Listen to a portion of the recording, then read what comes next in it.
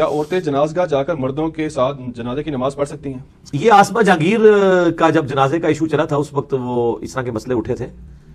پہلی تو بات یہ کہ عورت جنازہ پڑھ سکتی ہے. صحیح مسلم میں حدیث ہے کہ اما عائشہ رضی اللہ تعالیٰ عنہ کے حجرے سے انہوں نے آواز دی ایک صحابی فوت ہو گئے کہ اس کا جنازہ لا کے میرے سامنے رکھو، میں نے جنازہ اس کا پڑھنا ہے. تو کچھ صاحب نے مایوب سمجھا تو اما عائشہ نے کہا کہ کیوں مایوب سمجھ رہے ہو، نبی علیہ السلام کے زمانے میں تو ہم یہ کرتے تھے.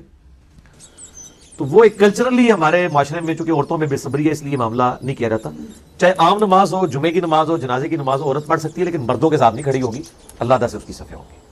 ٹھیک ہے، اور وہ جائز ہے، اس میں کوئی مانت والی بات نہیں. لیکن علی بھائی یہاں پہ جو آپ نے صحیح مسلم کی روایت بیان کی ہے اس میں آتا ہے کہ اما عائشہ نے کہا کہ مسجد میں لے آئے اس کو، یہاں پہ ہے کہ جنازگاہ میں جانا. نہیں وہ اس لیے کہ اما عائشہ جو ہے نا وہ تو چونکہ اجرے میں ہی ہوتی تھی نا، ان کو تو منگوانا پڑا نا وہاں پہ، انہوں نے خود تو نہیں چل کے جانا تھا نا. تو اس سے یہ چیز نہیں اخذ کی جا سکتی کہ وہ تو اما عائشہ تو نماز بھی اجرے میں پڑھتی تھی، تو اس سے آپ یہ اخذ کریں گے کہ عورت مسجد میں آ کے نماز نہیں پڑھ سکتی پھر اجرے میں پڑھے گی. بات میری سمجھے، آپ اپنی طرف دوسری طرف نہ چل پڑے، جو میں بات کی فتیم کہہ رہا ہوں. اگر آپ کی طرح رزلٹ نکالنے شروع کر دیں پھر تو یہ بھی مطلب نکالا جا سکتا ہے. وہ انہوں نے اس لیے کہا کہ وہ عورتوں کے سامنے پبلکلی مردوں کے سامنے نہیں آتی تھی نا، پردے کا اہتمام کرتی تھی اور ایک اسپیشل کیس تھا، اس لیے انہوں نے یہ بات کی. ویسے جنازگاہ جانے میں کوئی حرج نہیں، کوئی نہیں ہے، کوئی مسئلہ نہیں. غائبانہ نماز جنازہ پڑھنے کا طریقہ کیا ہے جبکہ فوت شدہ کی قبر کسی دوسرے ملک میں ہو؟ غائبانہ نماز جنازہ اس کا پڑھے جس کا پہلے جنازہ نہیں ہوا ہوا. ہاں، نجاشی کی جو مثال دی جاتی ہے وہ اسی طریقے سے ہے.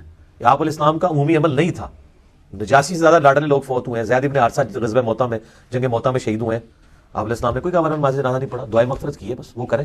جس کا جنازہ ہو چکا ہے اس کے لیے آپ کو ضرورت ہی نہیں ہے غائبانہ نماز جنازہ پڑھنے کی، آپ دعائے مغفرت کریں.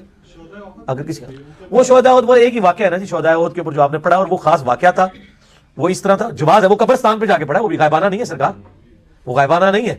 قبر پہ جو جا کے پڑھتے ہیں وہ تو اور بھی بخاری مسلم میں ایک وہ عورت جو صفائی کرتی تھی مسجد نبوی کی، فوت ہوگی، صاحب نے دفنا دیا، آپ علیہ السلام نے جا کے اس کی قبر پہ جنازہ پڑھا اور کہا کہ یہ قبریں جو ہیں وہ ظلمات میں ڈوبی ہوئی تھی، میرے جنازہ پڑھنے کی برکت سے اللہ تعالیٰ نے ان کو نور سے بھر دیا.